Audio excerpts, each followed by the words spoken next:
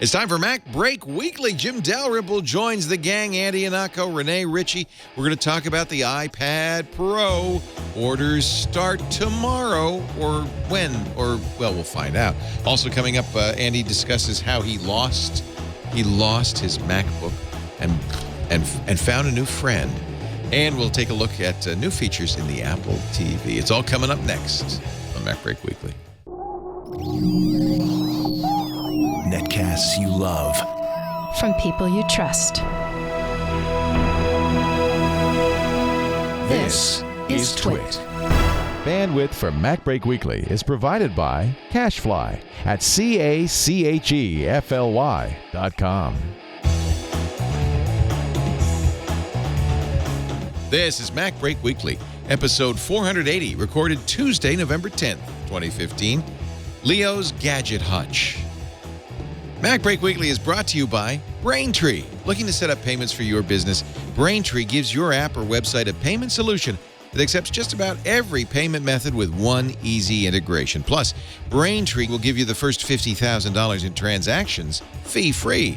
To learn more, visit BraintreePayments.com/MacBreak. And by Corning Optical Cables. Corning's incredibly durable Thunderbolt and USB 3.0 optical cables are longer, thinner, lighter, and stronger. Go to opticalcablesbycorning.com to learn more. And by Squarespace. Squarespace is the place to create a beautiful website or online store. Enter the offer code MacBreak to get 10% off. Squarespace. Build it beautiful. It's time for MacBreak Weekly, the show where we cover the latest Apple news. I'm liking it. It sounds like my law firm, Dalrymple, Ritchie, and Ihnatko. I like it. Hello, Jim Dalrymple. How are you? It's getting a little cold out there. You know, it is getting a little bit cold, but not as cold as it is in where Rene is. I know. Poor Rene's in Montreal. Rene Ritchie. Jim Dalrymple from The Loop, loopinsight.com. Rene Ritchie from imore.com. Morning, Leo. It is getting brisk out. I will give you that. I have to shut the windows and board up the doors. Hey, really board up the doors. No, wow. I don't want to be stuck in here now. When the snow melts, Leo, and the pass is open again, I'll get back to town. And also from Boston, where it's probably getting a little chilly too, Andy Ihnatko of the Chicago Sun-Times. Yeah, it was warmer than L.A. when I left, and then it was colder than L.A. when I came back. So. Also, damn kids ripped all the trees off my oak tree and just didn't even steal them. They just dropped them right on the floor. Sigh. Who's going to have to pick those up? I'll tell you who. My neighbor when I blow them into their yard, and he's not going to be happy about that. Alex Lindsay would be happy. He was telling people, don't go to the first few weekends of the Steve Jobs movie. Apparently, people took his word and didn't.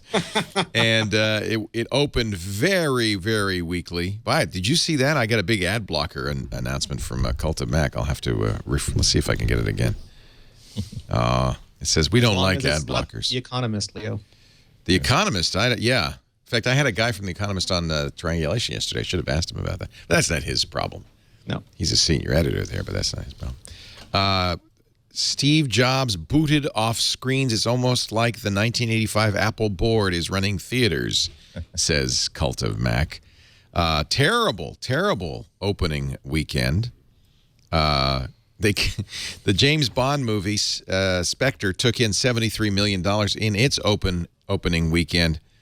The Jobs movie, $823,000. Oh, okay, so let's just review. This is a talky movie about a business executive going up against a James Bond movie and a Peanuts 3D animated movie. It wasn't fair, was it? It's not as though this thing was guaranteed to make its money back in a dull weekend, but okay, this was maybe this is more like of an Oscar qualifying run before a video release as opposed to a money making. How does it compare to Social Network though? Because that's probably a fairer comparison. Yeah, another talky tech leader. I don't know. This was talkier than the Social Network. Even this was like a theatrical play. It just feels like the wrong movie. They made the wrong movie. They made a movie that wouldn't appeal to anybody instead of one that might even just appeal to some. If Steve Jobs had maybe shot some people, had maybe if he was back, I think he did in an early draft of this script. It didn't really happen, but it was based on something that was a amalgamation of the time. Mm-hmm. If they'd shown him introducing the iPhone and using Snapchat, all the kids would have gone. The movie has earned $16.6 million so far, which is not bad, but it's barely more, according to Cult of Mac, than the Ashton Kutcher movie Jobs. I think we could probably all just celebrate the failure of this movie. It has moved out of the theaters now. They took it out of more than 2,000 theaters, so it's down to a few hundred now. So when Aaron Sorkin writes the inevitable Eric Schmidt movie, he needs to learn a lesson from this one. And just better target it to his audience. Yeah, the Eric Schmidt movie. So only show it on Google Campus. The Eric Schmidt movie. Will he ever write an Eric Schmidt movie? I think it's fairly safe to say no. Larry and Sergey get off scot-free. So he did. He's done Zuckerberg. He's done Steve Jobs. I wonder. Gates. Yeah, I would go see a Gates movie, and I'd be honest with you, if there are lies in it, I wouldn't mind. Right? Let's be honest. How about a version? Well, just like this Jobs movie didn't focus on his entire life, just some key sequences from the life. So what if Sorkin does a Bill Gates movie based solely on his arrest for speeding, and basically we make it into a remake of Cannonball Run 2. They could show all the CES keynotes. We'll give him the mustache. Imagine the bloopers.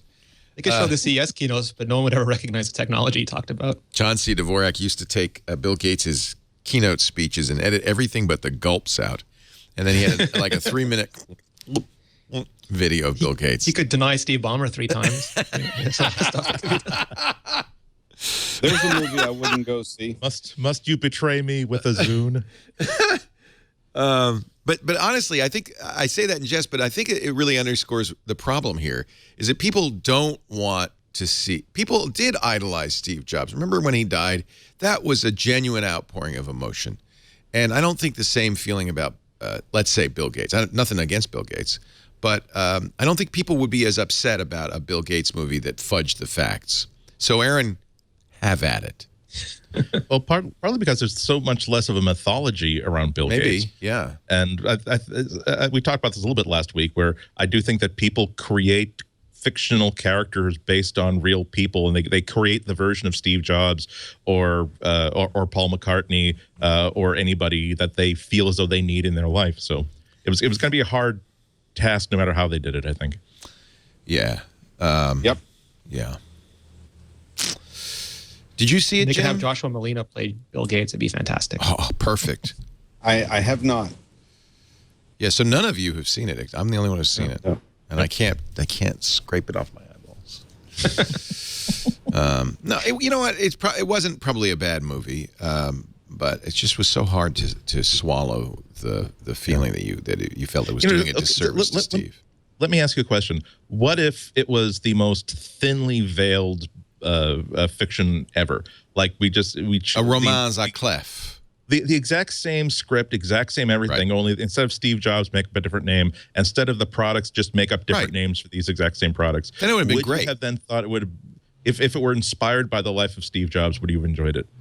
Well, I think that's what they should have done. In fact, I mentioned that. It should have been called like Steve Blobs or something. It would have been a much better movie. Because then you could go, oh, well, I understand they're not trying to do anything biographical. But as much as Aaron Sorkin would say, this is not a biopic, not a biopic, it's a biopic. I'm sorry. I agree. Kind of like how I'm sorry, go ahead. Tomorrow. All right, we're moving on. Who cares? It's a movie. It's over. It's done with. Tomorrow. I went today. I'm disappointed. I was going to buy 3 iPad Pros, 3 pencils, 3 even of those dumb keyboards. But I couldn't. No, tomorrow. Tomorrow. You can order tomorrow. You can't buy tomorrow. It's official. Apple put out a press release. It's not a rumor anymore. But in the press release, I don't think they said 12:01 Pacific. Did they say anything? No. It's like Apple TV. It'll kind of happen during the day when it happens. God dang it. Will it be, though? It won't be one of those things where if you didn't get it in the first 10 minutes, you'll have to wait 3 months, right? Maybe, because I don't know anybody who would want the 32 gig version. And if you want 128 gigs, right. And you want to have it this week, I would make a pot of coffee and stay up just in case it goes on sale at 12:01 Eastern. Or it's 3 a.m. Eastern, Andy. Well, what if they were to say that people in Boston actually matter? Okay. We got rid of B-Mug. Up watching Colbert. We got rid of Macworld Boston. We're sure as hell not going to change our show. It's 3 a.m. That's hard. Like the Apple TV, I was up at 3 a.m. Well, I was in the West Coast, but I was still up at midnight at 12:30. I had alarms set for every 30 minutes, and it ended up being like 5:30 in the morning that it finally went on sale. And I was sitting in a room with the Apple people, and we were saying, no, not yet. Let Rene get up another hour. Jim was just It was you, huh? It was you. When the Heinekens ran out, he finally pressed the button. Rene just tweeted, "I hate to step away from the computer, but I really have to go to the bathroom." Okay, no. Yeah.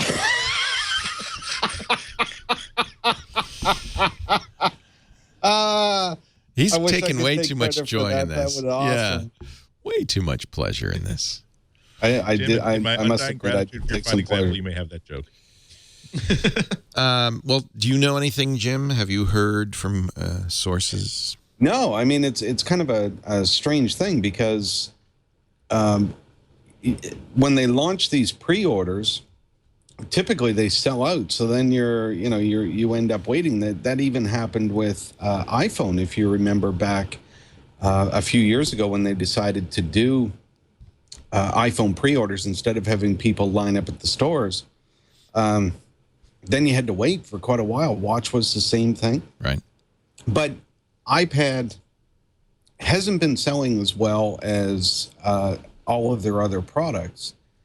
And there hasn't been the demand for iPad that there has been for their other products. So that's going to be the interesting part about the whole pre-order thing.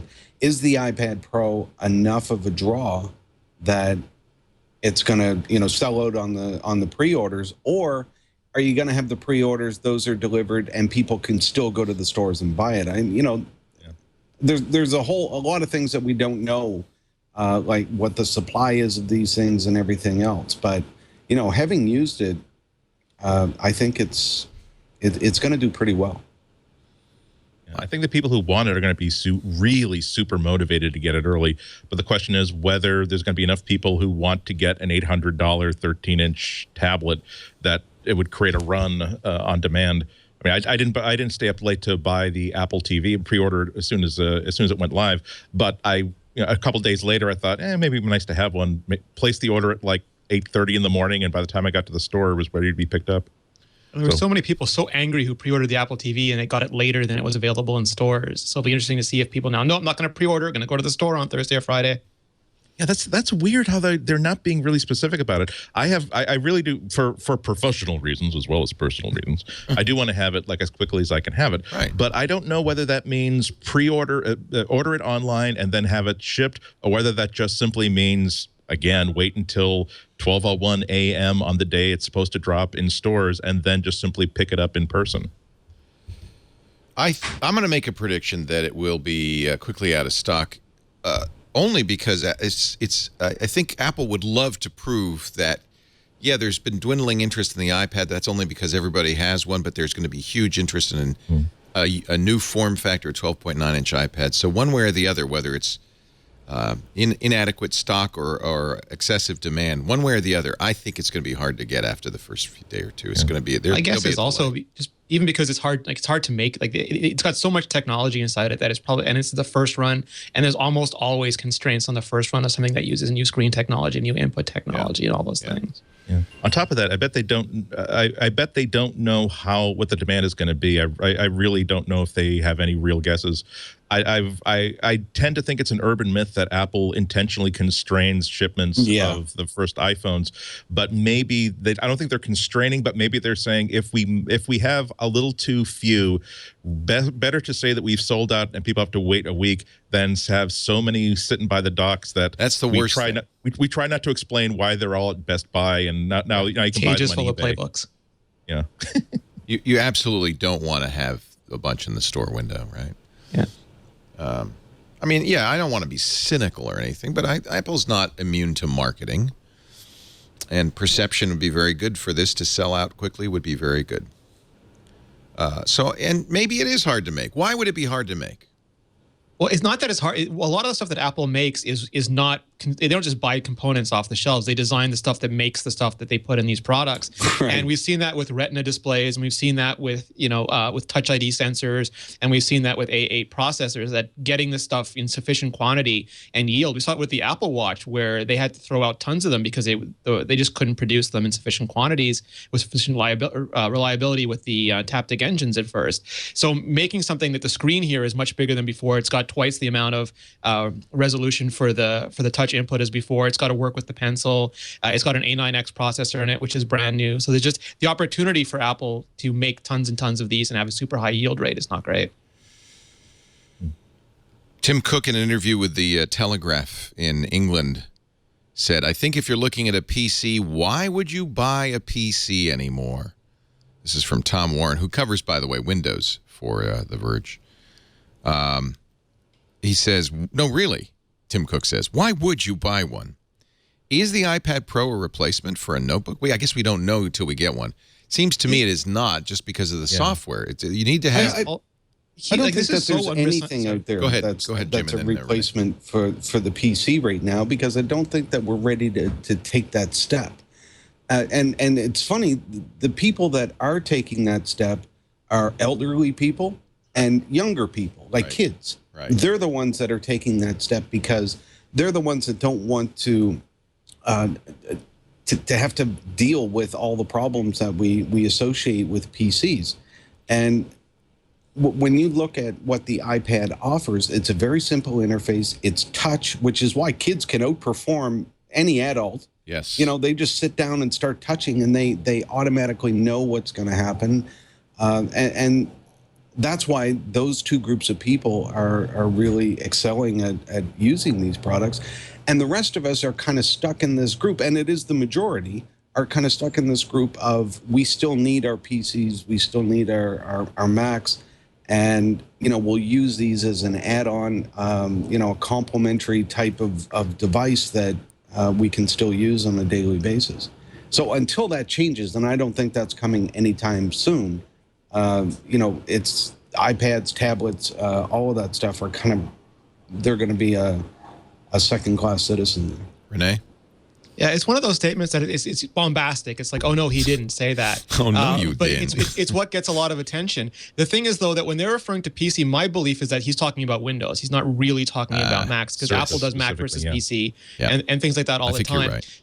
And he said that he only traveled with an iPad Pro and an iPhone right now. But beyond that, there is still an incredible amount of people. I mean, you walk into a Best Buy and you walk out with a PC, and you don't know how, like, if you're brand new to computing, whether you're young or old, they don't teach you how to use it. It's like giving someone a car without any driving lessons. And it sits there and you try to do stuff and you call your neighbor's kid for help. And it's a very frustrating, inaccessible experience, even for really smart people who just aren't attuned to technology. And exactly to Jim's point, from the beginning, the iPad was supposed to be, it was Steve Jobs said it was one of the most important things he ever worked on, and that's for a man who spent his entire career trying to democratize and mainstream technology. That they want to make something that's super accessible, that's approachable, that's not intimidating, that maybe doesn't do as much as a giant honking PC, but lets you do more with it than you'd be able to do with one of those. And I think this, because of the pencil, because of the keyboard, because of the size, they feel like it's their best shot yet at replacing a laptop or a netbook or a notebook or one of those kinds of computers for a large amount of mainstream people. Yeah, I think. And see, I can see Tim's point with traveling, because these days I often will just travel with an iPad and a phone, but Apple has made the 12-inch MacBook so good and so thin and so light that it's nothing just to throw that in the bag just in case I need it. And that's getting back to the whole problem that I was talking about before. I will take that computer if I'm going away for 3 or 4 days. Well, you never know. I might need to actually sit down and dig into some work, and I'll just throw it in the bag. Chances are when I do go, I don't use it because Dave Mark and Sean King. Dave's doing a terrific job on the site when I'm not around. So. He looks after all the stuff that needs to be looked after. But it's still the mindset. If I'm going to need to do that real work, I better throw it in there, even though I can do a lot of it on the iPad. Andy? Yeah, I mean, there's it's kind of like getting astronauts 95% of the way back to Earth. You don't get credit for that, and in so many ways, I think that right now an iPad is about 90% what a notebook is. But those times where I've got a file, I need to get it on the device, it's too much of a pain in the butt still. And given that Apple is also really explicitly saying, here is the sort of keyboard that we envision iPad users using. And it's, I think I don't want to reach over and get it, but it's a fabric-covered, mechanical key switches, but really flat fabric-covered bumps that are okay if you're trying to avoid typing on things. But if you, so much of work, when you're sitting down for more than a couple hours, it really is, I got to type and I need a way to, I need a trackpad, I need a mouse. And it's just not useful for that sort of stuff. I mean, I think we all in this panel go through that every single time we pack for a trip. I was packing for, I once took an iPad with me for one entire week in Ireland, and it was just fine. Last week, however, I was in LA for 6 days. There were a couple of things I needed to do, and it was just those two things, maybe less than 90 minutes worth of actual stuff, that made me bring my 13-inch MacBook. And like Jim said, it was the decision to take my iPad for a week in Ireland was made back when my MacBook was 15 inches instead of 13. And even the MacBook Pro, it's a lot heavier than an iPad, but it's not so much bigger and heavier that I wouldn't think of taking it. So I think that when I read that quote, it's obvious the sort of fire that you throw when you're being interviewed ahead of a major launch that you're hoping big things for. But I did see it as specifically a broadside against Microsoft Surface. I think they're saying that they're aware that Surface is a tablet that's about the size of an iPad Pro, costs about as much as an iPad Pro, and they're saying, well, why would you want it to be a PC? Wouldn't you want every advantage you can possibly get of having a multi-touch tablet? And for them, that's an iPad. Here's the quote. iPad Pro is, quote, a replacement for a notebook or a desktop. For lots of people, they will start using it and conclude they no longer need to use anything else other than their phones. I think, though, there may be an issue with the iPad Pro in that context. Don't you really want software that's designed for the iPad Pro? Or is that not the case? Happen. Yeah, but I mean, for right now, I mean, am I going to be able to tomorrow buy an iPad Pro and then leave my computer at home? There's a bunch of good stuff, like the Office apps are being updated. Adobe's already got some great updates. Procreate's been updated. Paper, I forget the name of the app once Rene always talks about. I saw Paper's been updated to give you a bigger canvas. What happens if you use the old Paper on the 12.9-inch iPad Pro? Does it just look small? Yeah, it just scales up. But so it's kind of like the iPhone iPad thing, where if it wasn't designed for the iPad, it looks like an iPhone app. The better analogy is when they went to iPhone 6. Okay. Yeah. And you had a bigger screen, you just blew stuff up. Yeah. So it will fill the 12.9 inches, but it will look funky because it's got it's still 4x3. Yeah. Go ahead. I'm sorry, Jim. Yeah, it's not going to look crazy, like stupid, when the app blows up. But clearly, like Rene said, it's going to be a lot better once the apps are made for the iPad Pro. And I think one of the things, it's not once the apps are made, it's going to be when we figure out what apps we want to be made. That's going to be the big thing. Is this iPad Pro going to be a big graphics thing? I think clearly it will be. But what are the other uses? Microsoft is in on this. So they're making apps. So productivity is obviously going to be a great thing too. It's just the level of where we're going to go with this new product. I think that is going to determine a lot for us. Tom Warren says there's the unavoidable truth that tablets aren't replacing PCs yet. Apple's latest financial results says Mac sales up 3%, iPad sales down nearly 20%. Tim Cook can drum up interest in the iPad Pro all day long, but Apple's giant tablet. I noticed the Surface is not a giant tablet, but Apple's is a giant tablet. What's the alternative not to try? I mean, it's the same thing with Microsoft, the Surface. I like that they're trying this. I saw they were talking about the Coda app yesterday from Panic, and that app has been updated. One of the big differences now is their size classes. So even though it's not exactly made for iPad Pro, it'll still adapt to it. And Coda made it for iPad Pro, so you have not only the split view and all the multitasking, but you can put Safari on one side and Coda on the other, and it'll push live updates to Safari while while you're coding in the other side. And that kind of stuff is terrific. And we're going to just see more and more of those kind of clever implementations. He brings up the angle issue. He says they're not paying attention to what Microsoft has learned from Surface, because Surface was a failure at first, especially Surface RT. For one thing, the angle, they only had one angle in the original Surface Pro for the screen. And he says Apple's got the same problem. You put that keyboard on, it's one angle. As third-party keyboards, they'll have on the angle they want. That's the big difference. The kickstand on the Surface was built into the Surface. So you can have any angle you want. Do you think we'll need a key? Should I buy the keyboard? I really don't like that fabric keyboard. I don't think so. No. I haven't. I've had some time with the iPad Pro. I've not had any time with this keyboard, but like I said, I've had experience with keyboards that are almost exactly like that based on the technology. And I've tried to do an entire day's work on them, but I have failed to do so because it's just not comfortable. I mean, you really do want comfort, not convenience. And I'm sure that Logitech and other companies are going to fill the void and give you something akin to a real keyboard. Logitech has already announced something called the Create for iPad Pro that uses that connector on the bottom. That's a great thing that we have all of these third-party companies that are coming out with apps and coming out with accessories and things like that. And Apple opens up the market for that. Right. So it's a great thing. So defer. Yeah, I mean, if you can. I mean, how much is the Apple keyboard? $100, $129. And if you look at someone like Federico Viticci from Mac Stories, who just lives on the iPad, he does everything on the iPad, and he is a high-functioning nerd. Like, he's doing Python and he's doing scripts and all sorts of automation, and I don't think he's ever going to go back. So there's clearly, it depends on your work style as much as anything else. You definitely want the pencil, though, right? Even if I'm no artist. So great. I can't. Would I become an artist? Will I be a better drawer? It's like the Matrix. It plugs into you and makes you an artist.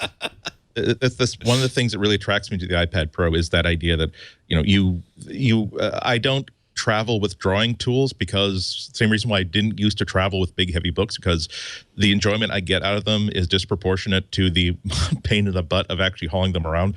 But when you now have a tablet, a device that is a great drawing device, yes, you will take it out and draw. I was at the LA County Art Museum, and there are a couple of galleries where the art is owned by private people and they don't allow photography. And this beautiful gallery of Picasso's, like his entire career in there. And I wanted to remember what that was like. So that's part of my time stream when I go back later on. And also I wanted to remember what it was I liked about it. And so I had my iPad mini with me and I just took it out. I took out paper and I drew I drew my own version of this one particular Picasso. And I think that's going to encourage a lot more people to do stuff like that. If it costs $99 to have this beautiful art kit, in addition to whatever app they're running on the iPad Pro, it might make them not even professional artists. I don't think Apple has ever really been keen. I don't think that's ever been Apple's point to say, if you're a professional artist, you'll find this a great professional tool. I think Apple's point has always been, we will make you want to take more pictures by giving you a camera that really works great and it's easy to get great results from it. I think this is like the iPhone camera, only with art. All right. You talked me into it. There's a company called IVSO that is selling a keyboard. They're number keyboards, actually. I'm kind of impressed with this. This is the 1990. I don't know if this is any good. It's but I don't know if the angle's adjustable. Do I want to have an adjustable angle? This is Bluetooth, by the way. It does not, like the Logitech, use that connector. You want, sometimes my experience with my own iPad, sometimes you do want a little bit of adjustability, if only to avoid glare when you're sitting in a specific place that you can't move from. It gives you some flexibility there. Yeah. For me, again, based on my experience, I think that my favorite answer will be just to have an external keyboard, a really good portable Bluetooth keyboard, full size, full stroke keys. Because if I really want this to be the equivalent of a notebook, it is sad but true. But I can spend $40 on a Bluetooth keyboard, and I'll have better keys than I have on my MacBook Pro. Yeah. Keys I find more comfortable. Or an Apple the Magic keyboard. Right? Yeah. I have an extra Magic keyboard. The origami. Because we ordered an iMac for Lisa's office, and she has her own wired mouse and keyboard. I said, oh, good. Put the Magic keyboard and the new mouse in there. And so, because you get that with the thing. So I'll have a Magic keyboard. Maybe I'll just use the Magic keyboard for it. I hope they make a version like the Typo keyboard. As much as we made fun of their BlackBerry-style iPhone thing, the Typo keyboard for the iPad was great, and it had a very, very good hinge on it when you adjust it. So I'm hoping there'll be a lot of good options. Zag is going to make a keyboard for the Pro. That'll be $140. I'm looking. This is an article in Digital Trends. They have a number of these. the iconic Pro iPad Pro case. A lot of these are cases with Bluetooth keyboards in it, and then, of course, the Logitech. I don't like those designs only because it throws away the greatest advantage of having this tablet, which is the times when you don't need a keyboard. Yeah. Now you've got this really thick and clunky and bulky thing that's for $20 coated in vinyl. So is your advice to wait? I would say definitely if you really want something you're going to be using it as a laptop replacement. I would say definitely the stopgap measure would be to get like a Logitech, the one I recommended last week. I can't remember the name. I think it's the 830. But you can get these for $50 and they work great. And a compass stand. I intend for that to be my main writing kit for this thing. And then in about 6 to 10 months, you will see a lot of great options that will turn into a notebook sort of affair for when you really want it to be a notebook. Who of you, and Jim, I don't know, has just run off, but the Heineken truck came by. Damn raccoon. Raccoon took his power adapter. In that neighborhood, the Heineken truck comes around and has a little ring dingle dingle song. Yep. And the Heineken man's here. Who of you will use or attempt to use the iPad Pro as their sole device? Oh, I will. I mean, the entire time I have it until I get a review finished, I'm going to entirely. That'll be yours. Yeah. Feels like you have to. Yeah, there are a lot of iPad Pro stands already out. That's interesting. Like I did the MacBook review only on the MacBook. I think it's kind of important to. No, I think you're right. Prove that you're using it. Yeah. Yeah. It's not just the size of the screen too. It's also iOS 9 and the ability to do side-by-side stuff. I've been using that kind of setup on Windows 8 and Windows 10 for a while, and I think it works really well. It really is for mobile. That's all you want because it keeps the clean interface of a one screen, one app sort of work setup while still being able to actually get work done. I will tell you something. There was an incident in LA last week. That ended. Did you get married? No. Oh, okay. I'm married to my genius, just like Sherlock Holmes. That and a 5% solution will get you nowhere. It's a contentious relationship, but we sometimes make it work. We oftentimes have to spend some time apart, sometimes extended time apart when we're working. Something happened in LA. The short version of it is that in my hotel room, I managed to destroy my 2-year-old MacBook. Oh dear! And this happened at 2 in the morning. Oh no! And as I had a long work day ahead of me, and tried to fix it. It was clear that if I could get it working again, it would not be a good productive machine anyway. And so as I'm trying to, there was an Apple store literally a 10-minute walk away from the hotel. So I could have a brand new MacBook in 5 as soon as the store opened at 10. And so given that I couldn't get it any earlier than that, I had some time for quiet contemplation. And after you destroy a $1,500 notebook computer that was in fine shape, it does put you in a contemplative mood, shall we say. And it did occur to me that, well, boy, I was gonna buy the Sandy Bridge version of this next year anyway, because I usually get between 2 or 3 years of life out of all my MacBooks. But what if? And the iPad Pro is definitely shipping next week. What if we were to try because we will not have an option like Cortez burning his ships? What if when we buy an iPad Pro next week and that is our only notebook until Sandy Bridge ships? And boy, it was a long thought process. I decided finally that I didn't, given that I had to record a podcast at 11 in the morning and I had to give a presentation. I was at MacTech to deliver the closing keynote on Friday. I thought that I don't want to get all those things done and work on my iPad Mini, which was the only computer that only other computer I had. But it was tempting, and I think that it could work out that way. So the intention was there. I finally decided that I'm sorry. What happened? Well, actually, more importantly, what happened, and then what did you buy? Okay, well, I have to say this, that in my defense, I have owned MacBooks and PowerBooks since the PowerBook 100. This is bad. When you begin with "in my defense." Yeah, I know. I know. I'm still. So it's not as though I'm careless with my toys. Okay. No. And so this is the first kill I've ever done on a machine. So it's like a lot of conferences where like you're busy at the conference until like through dinner. As a matter of fact, there was an outing to go see the Steve Jobs movie and then have a discussion after that. And I begged off of that one after dinner because I knew that I'm too tired. I need to get 3 or 4 hours of work done, and I'm already like half asleep.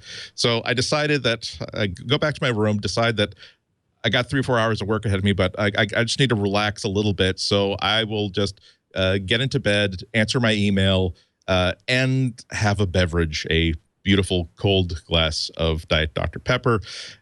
You're in this huge again, in my defense, I've done this for years. Huge king size hotel bed. They're about on the Moore scale. They're about as little bit softer than talc as far as like firmness goes. I had the drink on a big tray. It was off to my left, and off way to the side. And I was like on my side answering my email. What happened was I fell asleep unexpectedly at 9:30, woke up at 2 a.m. wondering why my MacBook screen was dark. The keyboard was dry. Everything was dry. It took a while for me to work out that, the keyboard of the MacBook is dry, but underneath the Mac, there's a wet spot underneath it, exactly the area of that MacBook that goes through that thick hotel comforter and all the way through to the sheet underneath. And you fell asleep, so there was no I fell asleep, and I had knocked the drink apparently on top of the keyboard, and then over the course of 4 hours, it just saturated everything and then dried. I finally, after a couple of hours of work, managed to get it to the point where I would get a startup chime, but that's all this device was capable of doing, just recycling the startup chime over and over and over again. I did bring it home. I'm going to try to clean it. I'm going to see if I can get it working again, but obviously once you've dumped soda into the keyboard, that keyboard shot, and maybe I can use it as a Bluetooth device. So like I said, it was an accident. Maybe I will reconsider my having beverages in bed policy, but fortunately, my last full backup was like the day before I'd left for this trip. Everything that I'd done since then was on Dropbox. There was zero data loss. I was only out my dignity and $2,000 for a new MacBook. So you got a Pro? I did I replaced it as is. I got a 13-inch MacBook Pro. That's a nice computer. I know it's a nice computer, but it has all those connectors. It makes me feel so good. Yeah. I mean, I can't. Yeah, I've tried to get into the Airs, but they're just not this. For some reason, they're just not the environment that lends itself to conducive work. Also, it's hard to. I don't think you're required to have a Retina screen, but once you have spent 2 years with a Retina screen as your primary screen, that's really, really hard. And I did again. Maybe the reason why I was so philosophical about this was that I do drive a really old car. I'm used to the idea of spending 45 minutes by the side of the road instead of 3 hours at a library working, and then you get towed to the garage and told that your car needs $540 worth of new alternators and stuff to get it working again, and you say, okay, well, I want my car running again, so that's what happens. And also, now I have Force Touch. That's great. Now I have a 10-hour battery. That's great. Now I have a faster generation processor. That's great. And also, I've managed to solve the single greatest source of pain I had with that 2013 MacBook. I cheaped out and got a 256 gig SSD, and boy, I did not make that same mistake. Nice. Yeah. So now I have a 512 gig. Yeah. It's nice to have SSD. That speed in space. Yeah. So do you want to do an experiment with the old one, like try running it through the dishwasher just to see? No, but what I'm going to do is see. This is as I joked. The other good thing is that this gave me a killer 15-minute open for my closing keynote. So as I said to the people at MacTech, I'm like CNN or Fox News in that I have an opportunity to take tragedy and monetize it. So. Step one was using that as my opening for my keynote to a group of mostly a couple hundred IT people. But also it means that, okay, I'll write a Sun-Times column about how I broke it and why it was all okay because I had backups. And then once I have collected myself a little bit, I brought the remains home with me as my check bag. I'm going to take it apart and I'm going to see if I can clean it up. The running stuff through a dishwasher was a good solution like in the 90s, but now that everything is surface mount. Yeah, no, I'm serious. I used to fix like old motherboards, not fix, but clean old motherboards that way. But that's You're gonna do the Viking funeral pyre, Andy? Just put it on a boat with set it ablaze and let it go. What I'm going to do is I'm going to take it all apart. I've actually never taken a unibody MacBook completely apart down to the frame before, so that'll be a little bit of adventure. Oh yeah, take pictures. That'll be fun. And that's what I'll do. And also, I'm going to clean everything with distilled water. You don't use tap water because it's got minerals and stuff in it. And contact. You could probably use contact cleaner if you don't mind ruining the environment. We'll find out. This will be subconsciously, intellectually co-sponsored by iFixit, because I'll have their teardown guide. Yeah. I'm hoping that I can get it working again, so that I can at least have it in the office, even if the trackpad is shot, even if the keyboard is shot. The screen is probably okay because it was just a spill. Who knows? Maybe I can find a good deal on. Unfortunately, the keyboard and trackpad is like hard glued into this part of the case, so I'd have to replace the entire thing to make it happen. But if I can just have this thing that I can have in the office that I can connect to via Bluetooth or use as a VPN server or something like that. Also, as an ongoing reminder that Mark one armor, Andy. Try to get enough sleep. Just get enough sleep so that you don't just out on that.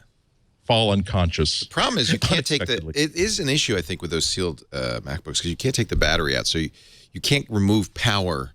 And the real problem, of course, is not the sticky goo. You can clean that up. Is the shorts that it might cause. Yeah. And if you short anything, if there's still power applied to it, and the liquid short circuits and fries circuits, you're gone. Yeah. You're dead. Because as you say, there's surface mount. You're not going to replace it. Again, when I got power back to it, and you hear the bong. Yeah. 2, 3, 4. Yeah. Bong. That means that hardware. Macs don't have post codes. It's not even seeing the SSD. So the Macs can't beep 5 times and let you know that's what's wrong. There's no. It's much like the murdered victim at the start of a Columbo won't tell Columbo who killed it and how to bring it back to life. It's dead. It is an ex MacBook. But if nothing else, because the SSD is a module that's removable and it's actually physically on the bottom plate of the assembly, maybe I will be able to remove that, wipe it off. And again, I don't think there's going to be any data on it that it hasn't already. Well, been but backed up. Otherworld Computing makes external cases for it, so you can actually have a 256 gig SSD. And once again, a reminder of Andy lost time. Don't not drink Diet Dr. Pepper. Okay. I wish you had taken the chance and said, nope, I'm going to replace it with an iPad Pro. That would have been you know what? Will I be able to take the iPad Pro and replace the MacBook I use for this show with it somehow? So, because what we need is to be able to put up screens. There's an HDMI out adapter. There is. Yeah. An HDMI out and AirPlay. That's all we need. I would say that if the only things that the iPad, again, I'm speculating based on not a whole lot of experience hands-on with the iPad Pro. I mean, trivial compared to what Rene and Jim have had. But I would suspect that it would be the same would be true. That's true of like the iPad Air 2, where if your job involves peripherals, forget it. If your job requires you to routinely get files on the device and off the device, it's not impossible, but it's going to be a big pain in the butt. And if you spend most of your time doing this and using pointers, it's going to be kind of a pain in the butt to use it as a one-to-one replacement for your notebook, as something that you use only when you're traveling or only when you're spending 3 or 4 hours outside of the office or outside of the house. Very possible. I think Jason, we should try this. Well, I'll get the HDMI out. Although we can AirPlay. I could AirPlay to an Apple TV. We have an Apple TV hooked up to the TriCaster, so I could do that. It's the old Apple TV. That doesn't matter, right? Nope. Is there latency when you do it that way? It's been very good. I mean, like, you never know when a radio signal is involved, but it's always been very good for me. Okay, well, I'll get the connector in case, but I think maybe we'll try that. It'd be kind of interesting. And I have to say, having used the Surface Book, having touch for this particular use, and maybe even the ability to use the pencil to illustrate, like in a football telestrate. Dalrymple goes left. I could telestrate. I could go. Wouldn't that might be cool? Yeah. If you need Xcode or Final Cut Pro or some huge professional suite, you're not going to be happy with it. I have computers at home and in the office. I don't need to. But for this show, I'm not using Xcode. Right. Well, it's very correct for how people use computers today. We don't have just one computer. For a while, it used to be we have a desktop and we have a notebook, and now we have a phone and we have a tablet and we have a notebook, and we might even still have a desktop computer somewhere in the house. So this iPad Pro doesn't have to do everything that every notebook does. It only has to do everything that you do with a notebook. And like Tim Cook said in that interview, there are a lot of people for whom this is going to be a perfectly fine replacement. Whether it's a good value for them. Well, value is another matter, right? I mean, obviously, the ideal would be to have a purpose-built device for everything. I just bought the new Kindle Paperwhite. They just updated the Paperwhite because I like to read on that instead of a tablet or a phone because the screen's a little easier on my eyes. But frankly, I don't need it. I could use a tablet or a phone to read. But if you can afford it, and it's only like $80 only. But if you can afford it, it may be a preferable for some people. It may be a preferable.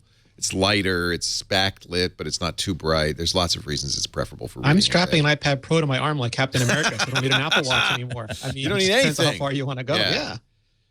The straps aren't as easy to change, but it looks good. Yeah.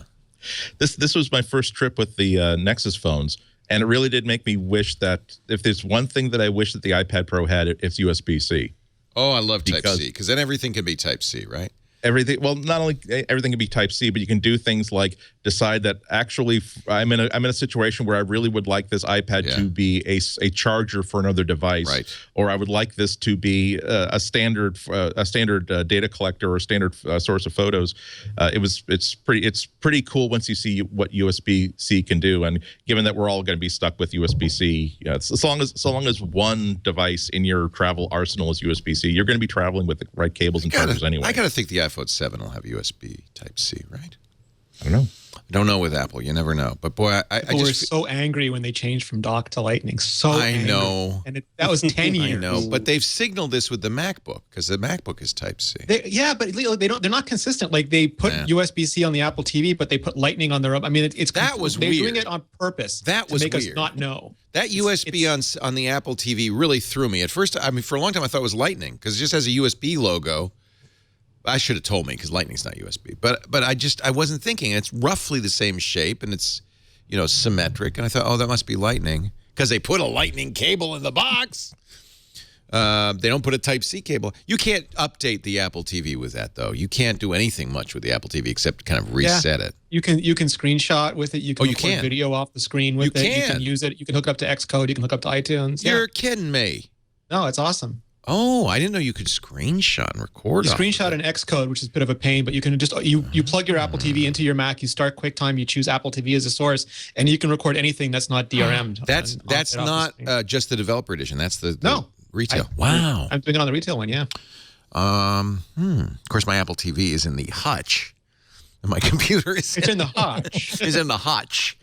And my computer's on the desk. Leo has a Gadget Hutch. Don't you have a Hutch? Come on, everybody has a Hutch. It's in the Gadget Hutch. All right. I'll tell you one other thing you could do with that Nexus 6P there, Andrew. You can now listen to Apple Music. We'll talk about that in just a little bit. Jim Dalrymple is here from The Loop. Nice to have you, Jim. Did you catch the Heineken truck? I did. Okay. Always. Good. I have no issue with that. We were speculating that's why you leapt up, and ran. We thought the Heineken truck was going by. Maybe you just wanted to get up. For me, that's like the ice cream truck. For exactly. Kids, that they ring a little whistle, and I just take off down the street chasing them. Daddy, can I have $25 for the Heineken truck, Daddy? Rene Ritchie from imore.com, and of course Andy Ihnatko from the Chicago Sun-Times. Our show today brought to you by Braintree. If you're a mobile app developer, you know that and you do commerce in your app or on your website, that this is the sticking point. I mean, this is the point for you because it's where you get the money. Show me the money, but it's also the point where very frequently your customers abandon you. In fact, the abandonment rate of mobile carts is 70%. 70%. What you really want is you want to make it easy for your customers to pay. You want to make it secure. You want to make them feel good. That's why Uber uses Braintree in their app. That's why Lyft also uses Braintree, and Airbnb and Hotels Tonight. When you get competitors using the same product, you know you got the right one. With just a few lines of code, you're ready to accept payments. Not just payments, all kinds of payments. PayPal, of course, it's a PayPal company, but also credit cards, also Venmo, another PayPal product, also Apple Pay. When Android Pay came out last month, it was just a checkbox in your control panel. Boom, you're taking Android Pay. No additional coding on your part. It's just amazing. We recently spoke with Ankur Arya, the general manager for Braintree Mobile, about this V.0 SDK and how it makes changing payment options easy. We effectively future-proof you against other wallets that become important, or the other wallets that we go do the integration with. So once you've done the V.0 implementation, if we integrate a new wallet or we offer a new wallet, you can enable that via your control panel, and it's just a simple app update to your app. Let's say if you're running it on an iOS app, to enable that. So very, very transparent and seamless, very easy to get going, and you're not sort of rewiring your app, which is super critical. Your customers love it. You will love it. Their fast payouts and continuous support mean it's easy for you. If you're telling the boss, hey, boss, I found the payment system we're going to use, you want it to work well, right? Here's another tip you can tell the boss. Unless you're the boss. Tell yourself if you're the boss. Braintree gives you the first $50,000 in transactions fee-free when you go to BraintreePayments.com/MacBreak. They'll scale with you from your first dollar to your billionth. GitHub started with Braintree, and they're still using it. You've used it, therefore. BraintreePayments.com/MacBreak. Try it today. It is easy. It is secure. You're going to love it. And more importantly, your customers will too. So, the first Apple app ever for Android was this, kind of trivial move to iOS. But now Apple's really done an Android app. Apple Music, that is weird, is on Android. And it looks to me that even if you've already tried it for 3 months on your iPhone, you get to do it again on the Android, right? You get 3 months trial. It's very much like the iPhone and this is the onboarding. So it's, get the red dots. What are you into? I'd say rock, right? Metal for Jim, classic rock for me. If you hit it a couple of times, it makes it bigger. Whoops. You want to make it bigger. Classical music, I like that. R&B. Jim, Anybody else just kind of sad about Andy's story? I mean, I'm still sad about it. Oh, you're still sad? Yeah. Okay, I'm over it now. Well, it is sad when anybody loses a laptop. That's okay. Jim, that's more sympathy I've gotten from humanity in the past 3.5 weeks. I'll take it. I'm a sympathy camel, Jim. I can. I'm sticking that in my hump, and I'm going to live off that for the next month. Stick that in your hump and smoke it. I like country. I don't mind. Now, does this do anything, by the way, or is it just making me feel good? It biases it towards those selections. And do I have to fill up the U circle, or can I just do a few things? Because I don't want to. It's encouraging me to do more, and I don't want to do more. All right, I'm going to say classic rock and classical are my two big red dots. All right, choose your favorite. Oh, now you have to choose artists. I'm not going to choose Van Halen. I don't even know who Neo is. Richard Wagner? I like the London Symphony Orchestra. I love the Kinks. Who doesn't love B.B. King? The Berlin Philharmonic. AC/DC, Jim, right there. Oh. Do it. Oh, I pressed the back button. Okay, that's something Apple never thought about. Crap! I got to do it all over again. All right. I don't want to bore you all. Destructive navigation elements within the line of hand use. That is not, there's... that's a problem. That's kind of a problem. I guess they suspend the rules on Android apps. They're allowed to only paint the side of the fence that people do see. Sufficient. Now I have a whole different set of things here. All right, let's see. How different is it from the Beats One app from Android? Because I never really used that one. I don't remember, to be honest with you. I don't remember either. The Beats one was pretty similar on Android as to iOS. You made the sentences and all that stuff. And this looks very much, I think this is a duplicate. Have you set it all the way up? Anybody, Andy, did you set it all the way up? Yeah, well, actually, I didn't even ask me. It just I just logged in with my I still have an active account, you didn't have to go through this. Everything that I've got on my MacBook. So I like the fact that it's a straightforward, seamless process. They managed to have incorporated only those elements of Android 5 and 6 that you really can't get around. It's a very, very familiar sort of interface. I mean, everything that I'd seen on my iPad just a couple days ago is right here in front of me. All the stuff that I just bought is right here in front of me. Yeah. So that's nice. Yeah. So I did not renew Apple Music on the iPhone, so I guess I'm getting your punishment. Yeah, I'm getting a new look, a new feel. Beats, I presume Beats without paying for it. You get 3 months, the same deal, $9.99. I presume. Always on, breaking worldwide. Well, it's Juliana Nuga. Oh, we're back in the club. Let's rock and roll. I'm Juliana Nuga. Oh, you won't believe what you... Oh, I like St. Vincent. Oh, see, this is nice. Upcoming show. All right. I don't know. It's the same, right? Same stuff here. Oh, look at this. It's nice NPR, huh? ESPN. So there's some talk in there. You can mix some talk into my music. Is Connect there, Leo? Can you get your social on? Yeah, you bet it, baby. I gotta say, it does feel like a very well-written Android app. It doesn't feel like... No, it's good. We've all, on both sides of the fence, used apps that felt like, okay, they outsourced with no budget the porting of a certain app, and it sort of works. If this were the first time we saw Apple Music or a brand new music service, I think that they were well-funded and well-intended. They did a great job. Yep, and they didn't, nor did they try to port over like the iOS interface. It really does feel like native. Everything. If you chose Android or if you've been an Android user for a while, this is a completely familiar user interface. Absolutely native. Yeah, feels great. It's the same 100 countries except for China, and China's coming soon. China's a big Android country, right? I mean, don't they have a lot of 70% or something? So they'll want to do that. Well, there you go. Apple shows that it can go cross-platform just fine. And it'll be interesting to see. I mean, now that's a huge set of people they're adding to the mix. They said 11 million paid subscribers, but that was just with iOS and Mac. So now that's on Android. We'll see if that goes up. Should at least double, I would think. Yeah. I can't imagine how much they're budgeting for tech support, though, because they know that's going to be a real big problem with the range of hardware that they're dealing with and having to coexist with other apps on the device that don't play as nicely because it's a less controlled environment than iOS. They gave it to the iTunes on Windows team, Andy. They got nothing to do. Sure.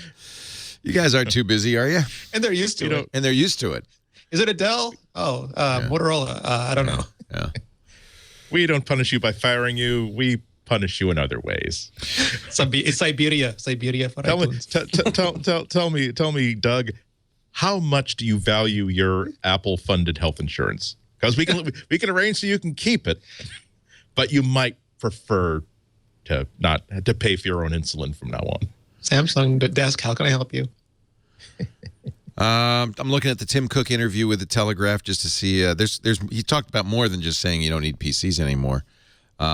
He talked a little bit about the iPad Mini cannibalizing the iPhone. He says that's fine as long as we cannibalize ourselves. Yeah, and I think that's fair enough. In fact, that's one of the things Apple's done historically done very well, is not worried too much about cannibalizing the iPod with the iPhone. That's when we talks about the health device. Yeah. He says he's talking about the Apple Watch. I think we'll set new sales records this quarter. Things are going well. The Telegraph says he's keen to highlight its health benefits. It contains sensors, which allows people to monitor activity levels and heart rates, and recounts how it saved a schoolboy. Quote, oh, yeah, this is the football player who learned from his watch that his heart rate was elevated. He mentioned it to his trainer, sent him to the doctor. Doctor told him he would have died the following day had he not come in. Basically, his organs were shutting down, and thanks to Apple Watch, he lives to play another day. And that's pretty incredible when you think about it. Yeah. I mean, things that that would have been a tragic story that we would have heard on the news, where this football player wasn't feeling well at practice, and the next day he died. Yep. It's one life. Is it worth it? Yeah. I mean, it's pretty incredible.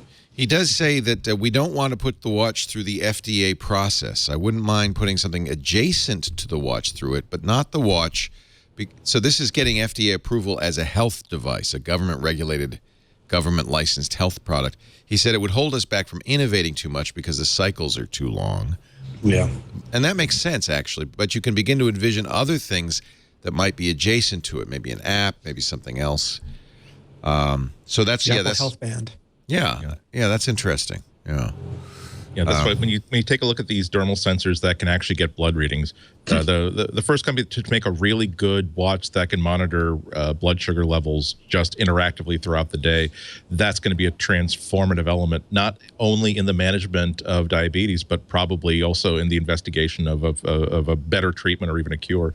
When you get that data hour by hour, minute by minute from millions of people. Do you think we saw one analyst estimate that Apple sold, what was it, 7 million? 7 million Apple Watches. Do you think that's reasonably accurate?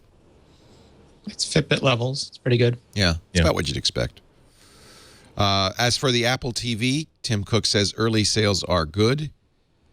We got out of the chute extremely strong, very strong in the first days. Somebody at the Telegraph doesn't actually know what out of the chute means. Obviously not a rodeo fan because they spelled shoot S-H-O-O-T.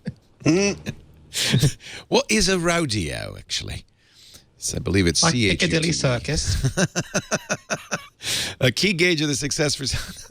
How did that get through the editorial process? It's interesting. We got out of the chute. Like somebody's shooting at them. Very strong in the photo shoot. Well, maybe they just figured like it's Apple. They probably designed it just so it could photograph well as a static object and if it functioned, who cares? The gauge of success is the number of apps being developed. Cook says it's much larger than we would have predicted. I would agree with that. The response has been very good. The App Store grows at leaps and bounds. Isn't the weird thing though, like sort of like we were just talking about the iPad Pro where they won't say exactly when it's going on, it's like which day or what hour the pre-orders are. They didn't do that with the Apple TV either. And it makes you think, well, maybe there's not enough, but then you go into the store and there's thousands of them on the shelves. Yeah. So it makes it curious that they won't give you like specific time or specific days. Asked whether Apple wants to launch its own content subscription streaming service, which of course has been rumored for years, Cook says, quote, "We will see. The key question for us is, can we do something better that acts as a catalyst? If we conclude that we can, then we would, but I wouldn't do something just to do something." Footnote here, Time Warner is now doing, with Roku, a deal so that if you don't want a Time Warner set-top box, you can use your Roku as a set-top box. So it is, there are companies talking to other companies about this kind of thing. That was the Xbox original plan, right? Like you're supposed to be able to get an Xbox and use that in lieu of your cable device. Yeah, in fact, Microsoft shut down Windows Media Center, which I think a lot of people use. I hear from all of them. Because it was the best way to do a DVR with your PC, but they shut it down. They stopped developing in 2009. They now actively delete it if you install Windows 10. And everybody assumed, well, that must mean the Xbox One is going to take that place. But they still, at least in the U.S., don't have a way to record, from cable. I think there's an over-the-air device. There's HDMI pass-through, but I think that's all you get. They've got to do that. They've got to make, because I love the Xbox One, and I think it'd be a great media. I use it. I watch TV. They were originally going to do deals with cable companies to give you that instead of a cable box, and the cable industry are just so intransigent. That's the bottom line. This is really I put a picture. I bought an Apple TV. I went to my mom's. I installed it for her. I got it all set up. I took a picture of it next to her. And Videotron gives you these Samsung cable boxes. And the Samsung cable box, it looks like a 1930s VCR. It's complete with this cage and these huge, and it doesn't have a DVR, anything in it. It is just a cable box, just HDMI in, HDMI out, and it's like 3 feet by 2 feet. And this is what we're dealing with in the cable industry. I've gone from Palm Trio to an iPhone 6s, and we still have almost exactly the same cable boxes. Yeah. I'm loving the Apple TV. The more I use it, the more I like it. The pictures look great. I like being able to talk to Siri. Somebody's saying in the chat room that the Ethernet, I'm sorry, Jim, hold on a sec, that the Ethernet cable is not as fast as Wi-Fi. Is that true? Because I do. True. It's 10 base T instead of gigabit, and the Wi-Fi is AC. I thought I'm going to do the best possible thing. I'm plugged in the Ethernet cable. So I'm taking it off because it does buffer.